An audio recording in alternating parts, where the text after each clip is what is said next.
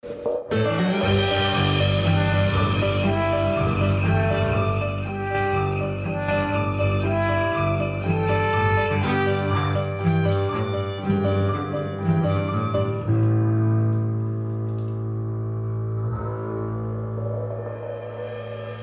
the night before Christmas, when all through the pod, not a creature was stirring, not even the dog. The rocket was left on the launch pad with care, in the hopes that St. Korolev soon would be there. The engineered were nestled, all snug in their beds, while visions of trajectories danced in their heads. And Khrushchev in his PJs, and I in my red star cap, had just shut things down for a short Christmas nap.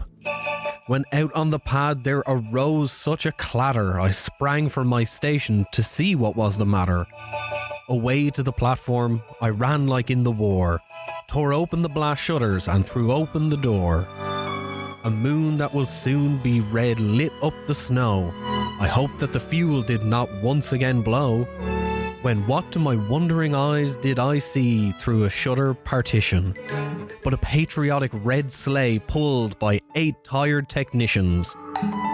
With a short old driver educated in Kiev, I knew in that moment he must be St. Korolev. Exhausted and slow, his technicians seemed lame, but they pulled even harder when he listed their names. Now Dmitri, now Daniel, now Vadim, now Pavel. On Kolya, on Kirill, on Grisha, on Mel. To the top of the tower, to the top of the rocket. Now dash away, and you won't get shot yet. So up to the top of the rocket they flew, with a sleigh full of goods, and St. Korolev too. And then, in a twinkling, I heard on the rocket the chime and thunk of a man dropping a socket.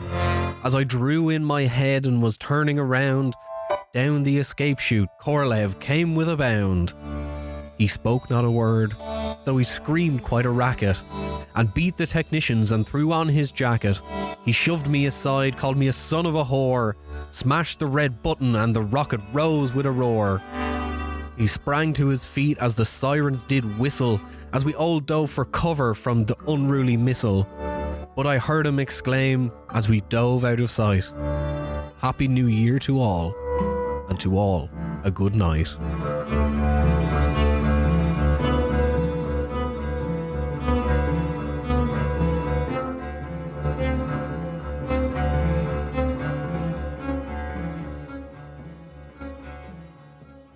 Hello and welcome to a special holiday episode of Failure to Launch, the space history podcast, where we take you through all the fun mistakes and explosions that made space exploration possible. We are your hosts, Quinn, Chris, and a festive Chris. And today we're going to be talking about the Soviet Christmas miracle. That was a missed opportunity to introduce ourselves as Chris Miss. Oh, God damn it. All right. We're going back. We're going back for that, are we? No.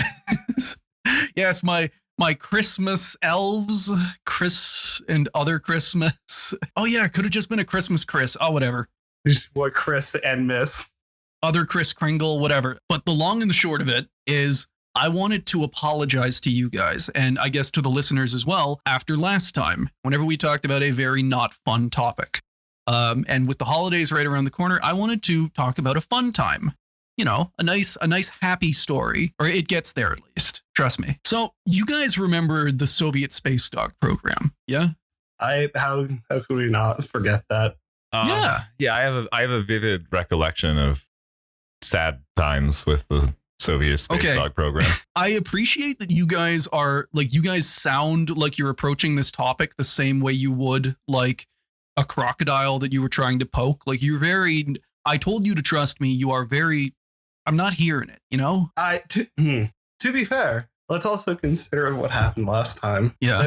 In fairness, I did not promise that the Bondarenko episode would be fun. That's true. So, so this one... There's some slightly better vibes. Yeah. Ooh. Yeah. Or the failures make the vibes later that much better, you know? Ooh, good vibes become incredible when they're set against, apocalyptically bad vibes. The vibe exchange. And today we are going to talk about Comet and Joke, the 2 Soviet space dogs that survived against incredible odds to bring Christmas home. That's a lot better. So right off the bat, I want to set the scene for you guys so you really understand what it was like for these dogs and these engineers. So it's December 1960, and the engineers and technicians of the Soviet space program are in a race to put a man in orbit by the end of the year. There's nothing special or important about the date. The pressure is entirely political. See, KGB spies in America learned that NASA intended to launch an astronaut on a suborbital trajectory in early 1961, snatching the prize of first man in space. So, podcast favorite Nikita S. Khrushchev signed document 1011, and the 1011 here just means that it was signed on October 11th. God, he just really is spooked by everything. Oh yeah, it is entirely like some KGB guys come to him and just say, hey, NASA's doing something, and he immediately slams the stamp down on solve this. Full-on neuron activation. Okay, figure it out. Yeah. So this document 1011, what it did was it put the entire priority of the Soviet space program on getting a man into orbit as soon as possible, hopefully for the holidays, and putting at their disposal any resources they needed. Our favorite phrase. Yes. Can I have something for the holidays? It would be nice to have something for the holidays. The fucking hand crunching down on your shoulder, like squeezing in like a claw, and just like, hey man, wouldn't it be nice to have something for the holidays? Hey man, hey, it would be nice to have something for the holidays. Like, have you seen the constellations? Have you seen the Northern Lights from a gulag? Oh yeah, you have. Oh man, awesome, cool. You remember Wouldn't that? Wouldn't it be nice to see something like that this time of year?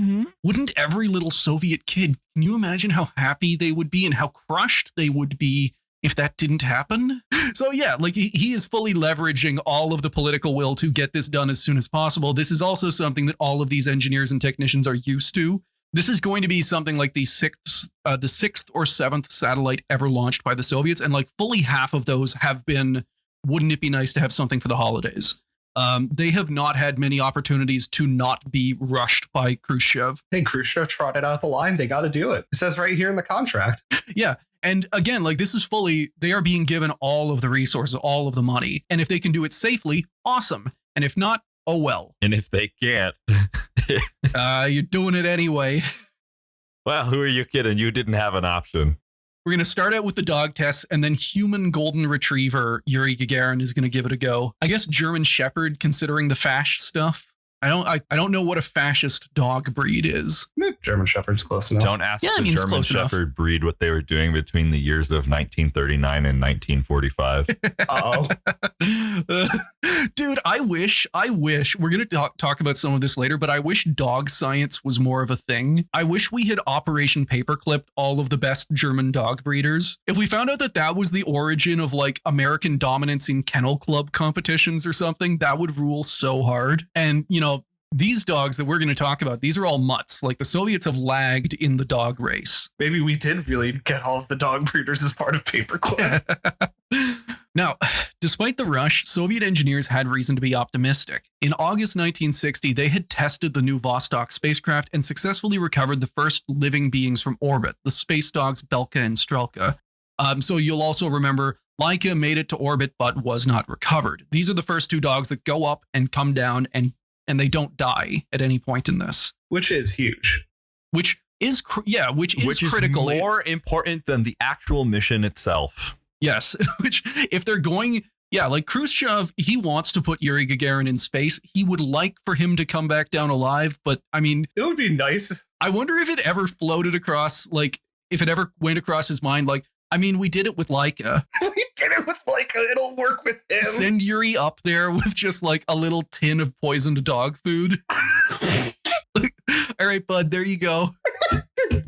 Enjoy. Eat this when we tell you. So yeah, like they had done this successfully before. They figured all they had to do was run a few more dog flights with the Vostok before it would be ready for Yuri Gagarin. And unlike the tensions and bad blood that flared up between American astronauts and chimpanauts, the Soviet cosmonauts were mostly cool with their canine comrades. Gagarin himself once joked, quote, "I don't know whether I'm the first man in space or the last dog in space." That's pretty good. We have amassed a true, yes. Yeah, so for all of the weird and dumb stuff we've talked about with Yuri Gagarin, definitely go check out our episode and our interview with Andrew Jenks. He was very personally charming. You cannot question that. So everything is looking good and the engineers are making progress toward the next dog launch until 2 weeks after Khrushchev signs document 1011, disaster strikes. So have you guys ever heard of the Nedelin catastrophe? I am fairly familiar. I'm sure I'm about to find out. Okay, you're not going to find out a lot because whenever we talk about this, and we will definitely talk about the catastrophe in detail sometime in the future, it'll be like a 5-parter. But for right now, on October 24th, 1960, an experimental R-16 ballistic missile detonated on the launch pad, likely killing over 100 technicians, engineers, and the chief Soviet Marshal of Artillery Mitrofan Nedelin, who caused most of the problems in the disaster and gave it its name. That sounds like it's the granddaddy of all failures to launch. Yeah, it is probably the deadliest event in space history. Because, again, with a lot of these, especially when it's a toss-up between this and Intelsat 708 that we'll also talk about. In both cases, the government's likely covered up how many dead, and we just don't know. Oh, got some good old obfuscation going. Yeah. In both cases, likely over 100. But the Nedelin catastrophe, it basically decapitated some of the Soviet Union's best rocket bureaus because they just had all of their people nearby looking at this thing whenever it exploded. Oh, A+. Yeah, and it caused massive ripples all through rocket design that are still felt to this day. But for right now, and our holiday happy fun time story, it's a big problem because it grounded all rocket launches while they investigated the causes and, like hosed all the people slurry off the launch pad. They can't launch their dogs. You can't. The launch pad is all clogged up with people juice. It's our Christmas dilemma. We can't launch our rocket. There's too much people slurry on it. How are the dogs going to do their jobs? Oh, dude, the dogs would totally just be like licking it up. Oh, no. Get Belka out of there. You did this to yourself. Listeners, this is a fun story. Don't worry. The meat juice. So all through November, Korolev sent increasingly desperate letters to the Kremlin trying to get them to greenlight his launches. Like, he wanted the investigation of the Nedelin catastrophe, wrap it up. It doesn't matter. The rocket exploded in order to be able to launch his dogs. He had a prototype capsule, he had a launcher, and he had his crew. He just needed approval. To try and sweeten the pot, he even went to the army and promised he'd tweak the orbit so that the spacecraft could be used as a test for new spy satellites he was developing for them. Oh, he is trying to work every angle at this point. Yes, absolutely. He is talking to anyone. He's like, yeah, dude, do you want the dogs to take pictures of America? Done. We will land the dogs on the White House green. Fun actual story there. Belka, one of the first animals to come back alive, one of her puppies was given to the Kennedys. Oh yeah. Did they have to stop to check her for bugs? Oh, dude, they absolutely did. They did searches. They ran this dog through X-rays to make sure they hadn't implanted a bug in it. We'll make sure to talk about that. That's not really a failure, but it's just a fun story. I believe it was named Fluffy. What a Fluffy name. Yeah, bad name for a space dog puppy, but still adorable. Yeah. So on November 24th, Korolev's persistence paid off and he was given approval to launch Korabl Sputnik 3 on December 1st. So the Korabl Sputnik 3, it basically refers to spacecraft. So the Korabl is spacecraft, Sputnik is satellite, and then the 3, this is the third test launch of the Vostok spacecraft. The third attempt? Oh, no. This is just the third one. They've done a couple of test launches of this thing without people in it. They're not just going to do the one Belka and Strelka launch and then send Gagarin. They want to do a couple of basically the way it played out is that Belka and Strelka survived, but there were problems in the spacecraft that before they put a person, they have to make sure everything works. So they have to do a bunch more launches to sort out those problems. Gotcha. Now, despite the name, Korabl Sputnik 3, or Sputnik 6 as it was known in the West, was actually the fourth prototype of the Vostok spacecraft. And this is something we've talked about with the Cosmos system, and I have my own complaints about the Cosmos system, but the system that came before it was, the Soviet naming conventions were all over the place, and the Cosmos system is the only thing that kind of, sorted all of that out. So, like the spacecraft that had successfully carried Belka and Strelka to orbit and back, it was basically just a pressurized sphere mounted on top of a small orbital stage. Its crew, a pair of dogs named Mushka and Pachelka, meaning Little Fly and Little Bee respectively, were kept inside a small pressurized container that sat on the capsule's ejection seat where a cosmonaut would normally go. See, the Vostok capsule is special even today because it is the only spacecraft whose crew was expected to eject and land separately from the actual, capsule. Yeah, that's weird. Yeah, and this also does get into like weird pseudo sour grapes arguments. You see a lot of people arguing that Yuri Gagarin can't be called the first man in orbit because he didn't land with his spacecraft and trying to do legalese to say that actually the Okay. Americans were first. Actually, Yeah, that is sour grapes. No, that's so. And you can also see right there a picture of Pachelka and Mushka, little bee and little fly. you mean little children. baby? Yeah. And we were talking about this before the show. If you're on YouTube, you'll be seeing these right now. Every Soviet space dog looks almost identical. Laika is honestly one of the only ones that stands out because she has a fur color that isn't just white. I believe there's another one, Zvezdoshka, that's just black. But otherwise, you could not tell these dogs apart. Functionally identical. Yeah. And Mushka and Pachelka were not the only animals to fly. From space journalist Anatoly Zak. Quote, the group of live creatures aboard the descent module was complemented with guinea pigs, mice, and flies, as well as various biological specimens such as plant seeds, bacteria, viruses, and even rabbits' bone marrow. The BIOS experiment aboard the spacecraft was designed to attempt the first insemination in space by using fish eggs and sperm mixing during the flight inside an automated chamber. So this is, all of these missions by this point, we're not just doing the propaganda stuff. Like every scientist is cramming this thing full of as much like biological science as they possibly As can. much science as we can send. So There's so much yeah, like science for science. these dogs are in the capsule where the cosmonaut's ejection seat would normally go, and then just around them is like cages of guinea pigs and rats and like the sperm centrifuge. I'm sorry. No, it's-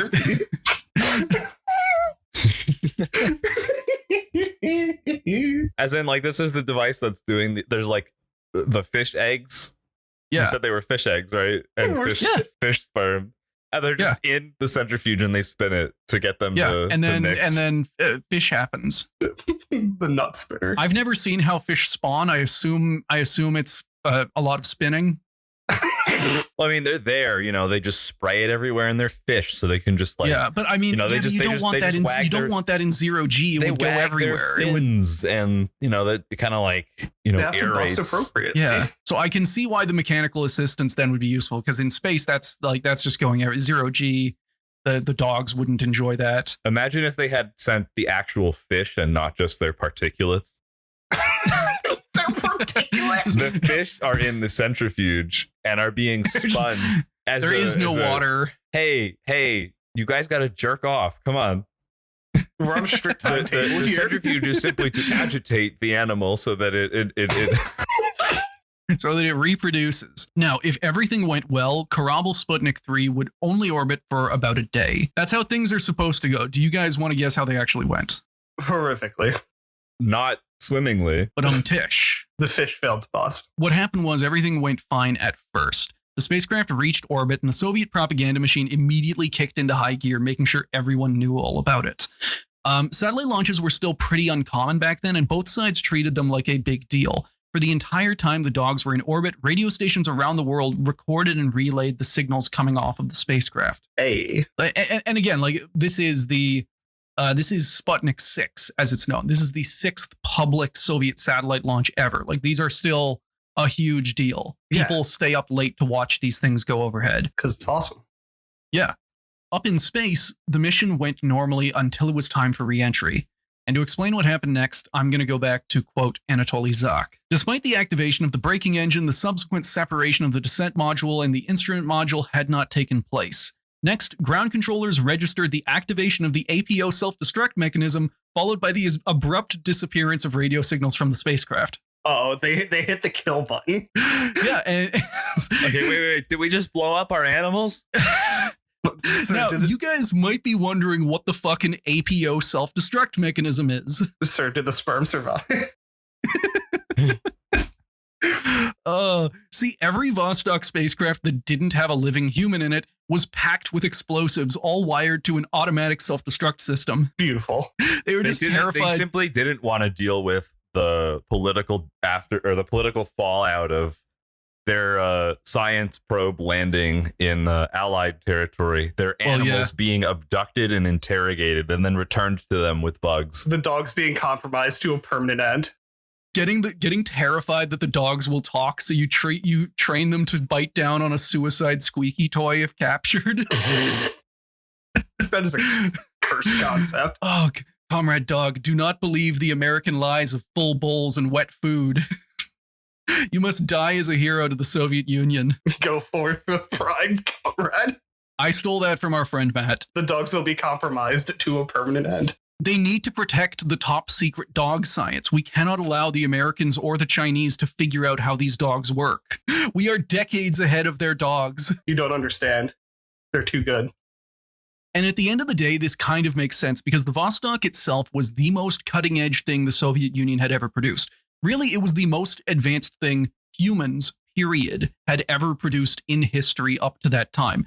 The Soviets could not afford it falling into the enemy hands. This is like the definition of a state secret. As such, they were incredibly worried about a wayward Vostok landing in China or near the US and blowing their lead in the space race. And this was reflected in the self-destruct mechanism. See, it could be activated remotely by a signal from the ground, but because a problem could happen anywhere and the Vostok was out of communications range for like big chunks of its orbit, the system was mostly automated and it was coded with a series of if-then statements that basically just boil down to, if anything goes the tiniest bit wrong, detonate. Dogs become slurry. Dogs become too anxious, detonate. Oh, that's bad. What kind of horrifying saw trap is this? It's the machine that turns dogs into a soup like homogenate. Oh my god. So I'll give you an example. If an engine burned too long, detonate. If the spacecraft started to tumble and couldn't get back control within X number of seconds, detonate. And if anything went even the tiniest bit wrong with the reentry, you can bet it's going to detonate. It's literally designed to speed run killing dogs. The best thing about this is, like, I don't have it, but I did have some fun reading through all of this and trying to like recreate the if-then statements that this thing was programmed with. And it's all like this horrible nested thing of timers that all lead back to one point that just says detonate. That just says kill the dog. This is like temperature goes too high, detonate. Temperature goes too low. Like if anything, any parameter you can imagine goes outside of a norm for X number of seconds, boom. I shouldn't be laughing. And again, this was not a tiny bomb. This was enough to fully destroy the spacecraft. It had to be because they had to make sure that nothing would survive. Like not even fragments of dog. Your dogs are being evaporated. Gone, reduced to atoms. So that is what went wrong with Korabl Sputnik 3. There was a problem with the reentry. The spacecraft wound up on an extra orbit and, quote, the APO was automatically triggered after the flight control system missed the required time marker for the atmospheric entry measured by a G-force sensor. So if G-force is not at X level by Y seconds, then detonate. Christ's sake. Yeah. This is the Christmas episode, you can understand everyone. it. You can understand why there was a bomb there, but just like the chilling levels of I'm thinking about this as like a Hallmark movie, except it's, you know, the dog, our cosmonaut heroes have to do their science mission, but like the antagonist of the movie is just ourselves, and the pod is set to explode under any number of anomalous circumstances. Yeah. Like it really is. Like this computer was, most of this was just operating on like timers, and for context, we'll get to this later. Parts of the APO, because they predicted that like there would be electronic and computer failures, part of the APO just had like a little spring-loaded detonator. It was not fully electronic. There was also just like after launch, if it was not disarmed within 60 hours, detonate. Like this computer, this machine was very dumb, but to me, it just like, this is a rogue computer trying to blow up the spacecraft. This is action movie shit. It wants to consume the dogs. It wants nothing more, than to blow up the dogs, every guinea pig, all the rats, all the mice. The rats are all the fish sperm. It wants to consume all of the contained life and then itself. not the fish sperm. Anything but that. So, listener, do not worry. Bits of space dogs snowing down on eastern China is not the Christmas miracle I was talking about. This is just the preamble to our happy fun time story. So, we are now down 2 space dogs. More importantly, it is looking more and more likely that Khrushchev is not going to get his New Year's cosmonaut flight. Uh-oh. So, that's not good for a lot of people. No. And they were so desperate to put a good spin on this that they went to Khrushchev and told him that the APO system had been successfully tested, and that made it a success. Listen, we just nuked a dog. Are you happy, sir? Dude, do you want to see the pictures? You wouldn't believe what this did to the... It's just the Comer of Cook Funeral, but a little tinier. Sir, we're happy to report that the self-destruct mechanism is working correctly. In fact, we know that it's working so well because we recovered the probe. We found, the tiniest bit of dog we recovered is actually microscopic, which means that the detonation worked perfectly. If we had failed, we'd have recovered entire, grams of dog. You'll be happy to know that they will not discover our fish sperm. They will never learn about our centrifuge cum technology. Mao just like sitting in a lab watching a dude on a bicycle slowly spin a centrifuge manually. It's like, damn it. Ku is being a hellion today. Hell yeah. He was on something this morning. How did you know? I was there when the event happened. Oh no. He has been incredibly obnoxious. He's attention seeking. And then like more always, so than normal? Oh, yes. And then when you give it to him, he just wants to attack you. So it's just claws and fangs, and that's all he'll offer. He hates, Yeah. We should put him in the rocket. We should. If anything, his tenacity to survive will see him through. Yes. If the He'd APO claw his way through the APO. Yeah, if the APO wants to blow him up, he's going to have chewed clean through all of the wires necessary to do so long before the conditions are met. He'll make it back to Khrushchev's office. My cat wouldn't do that. My cat would just sit there. She would sit there and she would have no idea what's going on. Paisley will become soup. Now, even if they weren't going to launch Gagarin by the end of 1960, the pace of the Vostok program never slowed, and before the last little bits of dog confetti had reached the ground, Korolev and his engineers were already planning another mission with another pair of brave canine cosmonauts. And that is how, just 3 weeks after the last mission failed, Korabl Sputnik 4 was launched on December 22nd of 1960. I'm assuming that these follow the same theme of they picked stray dogs. Yeah, like right off the bat, there is some confusion about which dogs were launched or what their names were. Most sources agree that the dogs were named Kometa, meaning comet, and Shutka, meaning joke. But it's also possible that Comet was named Little Thief and Joke was named Pearly. Aw, I like Little Thief. But for the sake of our story, I'm going to stick with Comet and Joke. And it's not Jokester. It is literally just like this dog is a joke. This dog was trained wrong as a joke. But to answer your question, these are trained street dogs, but these are also veterans of several launches. These are about as trained as a dog can possibly get. These are the apex tier dogs. Yeah, and they have proven themselves on numerous rocket launches before. They've rolled the dice enough times to not be blown up by the APO. Yeah, like if you can say that a dog has the right stuff, Comet and Joke have the right stuff. So these dogs launch on December 22nd, 1960, 3 weeks after the earlier failure.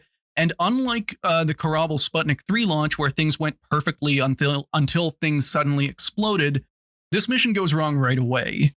5 minutes after launch, while the rocket is still climbing up through the atmosphere, ground crews detect that the third stage engine cut off a full 4 minutes earlier than it was supposed to. So this put the spacecraft on a high suborbital arc that, while it would reach an altitude of over 200 kilometers and like go to space 0G and all that, it was nowhere close to orbital velocity. Worse, because this was definitely in the system's definition of something going wrong, everyone on the ground assumed that the APO self-destruct system had already blown the spacecraft to bits. Cue scene of mission control on everyone's solemn faces. Yeah, someone just like with the logic of the APO written out on a piece of paper, just like checking things off one by one, like, yeah, that happened, that happened, that happened. Flash cut to our two heroes rocketing through space on a loud rocket, having a great time. Sitting on top of a bomb. And yet, they were able to track this thing all the way till it landed. The APO, for some reason, did not go off. So first miracle right there. A few minutes after losing contact with the rocket, radio tracking stations as far away as Moscow started picking up a signal coming from the capsule's parachute. It had the antennas woven into the canopy. Oh, that's actually pretty cool. That is Despite really all cool. of the fail-safes and problems, it was floating to the ground somewhere deep in Siberia. Yeah, and this kicks off an incredibly rushed recovery operation. All of the people who were getting ready to recover the spacecraft, like the actual recovery team, they are somewhere entirely else, and they are expecting it a day later. So they are not the people who get sent. Oh, we got the B team going in for this one. Oh, yeah. Now, there are a couple of reasons for the rush to get to this capsule. First, even though the capsule has life support and can keep animals safe from the 40-degree Siberian weather, the dogs were meant to be ejected out before landing, and the container that they were in couldn't protect them for shit. If it worked as intended, the dogs would almost certainly freeze to death before crews could find them. Oh, popsicles. Chris, did you just call them popsicles? Popsicles, yeah. And so the second reason is the APO. And the APO at this point is kind of becoming my favorite character. It is the villain. If this is a Christmas play, then the APO is the villain. Yes. This is the machine. It is designed to kill dogs. I'm gonna get art of a bomb with a Snidely Whiplash mustache on it, and that's gonna be the APO. It's the bomb that wants to ruin Christmas. So on top of all of its other commands, the APO has a timer and will detonate 60 hours after landing if not disarmed. This is like the final failsafe of this bomb. Beautiful. And like you said, we are getting the B team. So the man picked to lead this recovery effort was an engineer who had worked on the dog container, ironically named Vostokov. And this is some real Jack Ryan, I'm just an analyst shit, because he's just a mechanical engineer who had happened to work on this part. He has no experience with any of this, and he's being sent into 40-degree, why did I say 40? Minus 40-degree weather with no preparation in the middle of Siberia. And he's the only shot that these dogs got. God damn it. He also does kind of have some backup. I guess it is kind of like some Jack Ryan stuff, because he has a military explosives expert coming with him. Except this guy has not been told how the APO system works. They just trust that, like, he's an explosives guy. He'll know. Yeah, he knows things that go boom. Everything that goes boom is the same. Yeah, I work with bombs that normally have like one trigger, maybe two. Why does this bomb have 50 triggers? Why does this bomb want to obliterate human life? He can smell the explosive compound. You have to bring him with you. Sniffing his way through Siberia. He'll help you find where the rocket crashed. Now, the launch happened on December 22nd. December 23rd was spent just getting these two dudes to Siberia because they picked two dudes who lived on the other side of the Soviet Union. Oh, the explosives expert dude is from Leningrad. So they have to fly him out there. Finally, on the morning of the 24th, 2 days after the mission launched, with just a handful of hours left on the APO timer, a spotter plane managed to track down the capsule, and the two men took a helicopter to the site. Now, this did not mean that things were going well. The capsule had come down in a field of basically shoulder-high snow that made it almost impossible to reach. The helicopter dropped them off 20 meters from the Vostok, and it still took them hours to carve a path to it. Wow. Yeah, and I want to remind you, this is in minus 40-degree weather. And by the time they reach the capsule, there's only about 4 hours left on the APO. I want to clarify. Is it just these two guys? Yeah. That's it. I mean, they've got Nobody the helicopter crew there. No one else.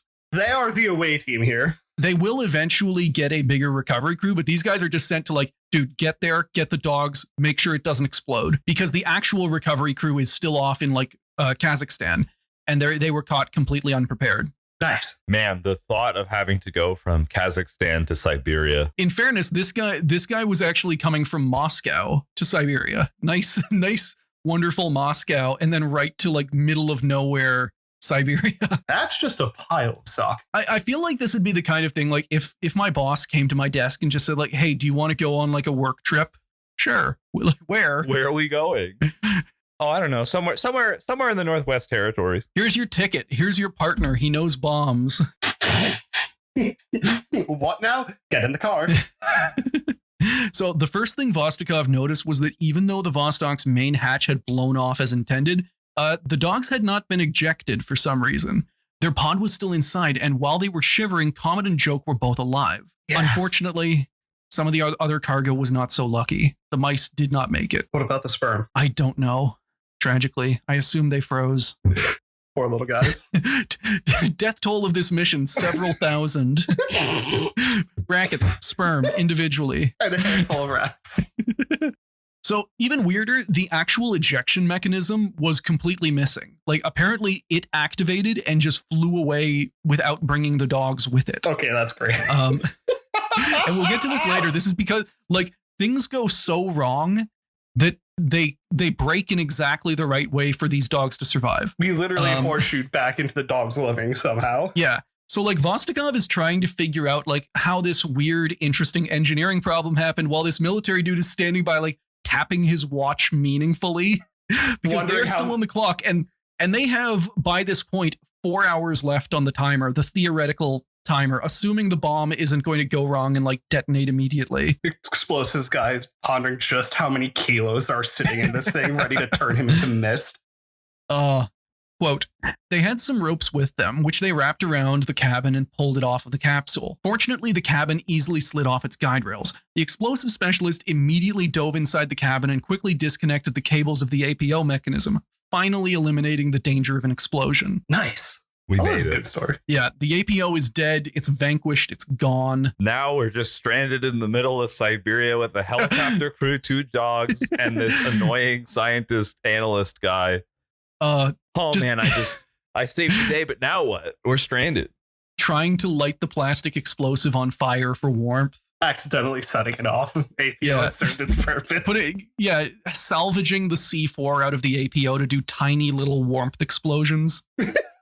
Seeing if you can tauntaun a small street dog. Turning a small street dog into a... Oh, sorry, the mice. The mice are already dead. Yeah, the You can use mice, them. but the mice are long, like cold. You know, they've been Turn the dead mice for a into while. That's fair. gloves. Yeah, I mean, you could make like a nice mouse fur cloak. No, mice gloves. Yeah. So 12 hours after the APO is shut off, right at midnight on Christmas Eve, a bigger recovery team arrived. They get the dogs out of their pods, and everything is airlifted to the nearby town of Tura. Hey. Yeah. Once they are out of the cold, Comet and Joke make a full recovery, and they are even reported to be in good spirits, running around and yapping. Oh, we love a win. Yeah. But what actually happened? And why is this a Christmas miracle instead of just a story that happened to happen right around Christmas? Basically, everything on this mission failed in just the right way for Comet and Joke to survive. Like most spacecraft, the Vostok is made of different parts that separate when they're no longer useful. So whenever the spacecraft is getting ready for reentry, it dumps the orbital section and you're just left with like the spherical descent stage. Normally, these 2 parts are connected by an umbilical, a big wire harness that like links their computers together. And on Karabel 4, the umbilical didn't separate. Actually, part of it sheared off and the rest got melted by reentry heat. And because of that failure, none of the ejection seat had malfunctioned. The APO had malfunctioned. All of these things are caused by this umbilical, like this one piece that like didn't detach properly. It just failed catastrophically. And because of that, like, and it's also possible the APO wouldn't have even exploded after the 60 hours. Like they had no way of knowing how damaged it was. If things had worked as intended, the dogs would probably have blown up in space. And even if they hadn't, they'd have been ejected into the Siberian like snow and just frozen to death. Lost forever. Yes. Ooh. Being pulled out of the ice like a mammoth, except it's just like wearing a little cosmonaut jacket. Yeah, so listener, this is just to show that sometimes failures save lives. So, maybe they're good. Maybe we should have more of them. Yeah. Maybe things should just continue to go wrong in just the right way. Fail forwards. So yeah, like, however many failures you have, some of them, if you fail a lot, maybe you'll actually wind up winning. And from a lot of our episodes, you might expect a horrible twist ending, like the dogs getting dissected or something. But everyone here mostly gets happy endings. Comet was adopted by Oleg Gazenko, the head of the Soviet space dog program, lived another 14 years, and had a load of puppies. Aw. We do not know what happened to Joke, but retired space dogs were normally adopted by scientists, and we do know that she never flew again. So, decently happy there. Let's just say I think one is enough in this case. And happiest of all was the Kremlin, who announced to the world on Christmas morning that a suborbital rocket test had gone perfectly. It turns out it was never even meant to go to orbit, and that nothing went wrong ever. The end. Fantastic. Yeah. Another great holiday Another flawless experience. mission for the Soviet space program. Another great Congrats, holiday guys. experience. Just thank you, Nikita Khrushchev. Thank you for another great holiday experience. God. Oh, he didn't quite get his. It was not the Iron Gauntlet ripping my shoulder into oblivion. And in complete fairness, Korolev did want to announce this as a failure because, basically, the Soviets were well aware that no one in the world actually believed them whenever they said that they had like a 10-0 success rate. And Korolev himself wanted to be more like, no, we should tell the truth because otherwise people are going to doubt us whenever we launch Gagarin, which, spoiler alert, is something that happened. Mm-hmm. He didn't get that. The propaganda won, and instead we got Christmas morning happy flight dogs. Yeah, that's what I want. I want dogs not evaporating. Yeah. But for you guys, for Chris's, for all of Christendom. Wait, no, hold on. That means something else. No, that's Christendom. Right. No, okay. Yeah, I was gonna say you're right. It's Christendom. I meant Christendom as in all of the Chris's. Yeah, and that's correct. Christendom is for Chris's. Okay, cool. For all the Chris's out there, for all of our listeners, yeah, this was to give a bit of a palate cleanser after our last one. After pain. And also to thank all of our listeners for all of the to all of our listeners, to thank them for their dedicated viewership. Yeah. Thank you for your continuing support. Thank you for sticking with us. As we blunder from topic to topic, good and bad, dead dogs, dead people, blowing up rockets. And to any of our listeners who have joined us this year, we have a lot more fun stuff coming. To any listeners who are real old veterans, thank you for all of your continued devotion. This year has been big for us, both in terms of growth, but also in terms of like getting interviews, finding new and exciting people to talk to. And we have a lot more of that planned in the future. I'm not sure exactly when it's going to happen. I know I've been saying a lot of these are on the horizon for a while now, but we do intend to do our series on space food, and we do have a lot of props lined up. That's going to be very fun.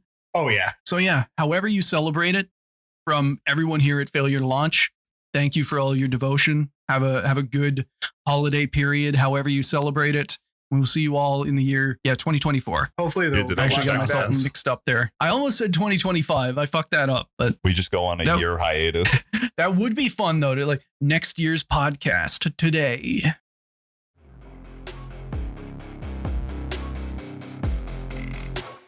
Thank you for listening to Failure to Launch. If you enjoyed the show, please leave us a review or tell a friend. Everything helps. If you want to follow us, contact us, or suggest a topic, you can email us at launchfailurepodcast@gmail.com. We're also on Twitter at launch_failure. Failure to Launch is hosted on Anchor, and we post on Apple Podcasts, Stitcher, Spotify, and Google Podcasts. We also post our episodes with visual aids on YouTube at Failure to Launch. All music was provided by DJ Danarchy.